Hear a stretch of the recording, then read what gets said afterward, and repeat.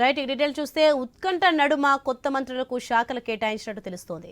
CM Revanth Reddy తన వద్ద ఉన్న శాఖల్లో ముఖ్యమైన హోంశాఖ, విద్య, municipal administration and urban development, general administration శాఖలను అట్టిపెట్టుకుని మిగిలిన శాఖలను కేటాయించినట్లు సమాచారం. వివేక్ వెంకటస్వామికి క్రీడా, కార్మిక, న్యాయ శాఖలను కేటాయించినట్లు తెలుస్తోంది. అడ్లూరి లక్ష్మణ్ కు ఎస్సీ, ఎస్టీ సంక్షేమ శాఖను ఇచ్చినట్లు సమాచారం. ఇక వాకిటి శ్రీహరికి వాణిజ్యం, పశుసంవర్ధక శాఖలను కేటాయించారు. సీఎం రేవంత్ రెడ్డితో సీఎస్ రామకృష్ణారావు భేటీ అయ్యారు. కొత్త మంత్రులకు శాఖల కేటాయింపుపై చర్చించారు. శాఖల కేటాయింపుపై ముఖ్యమంత్రి రేవంత్ రెడ్డి ఢిల్లీలో పార్టీ అధిష్టానం పెద్దలతో వరుసగా భేటీ అయ్యారు.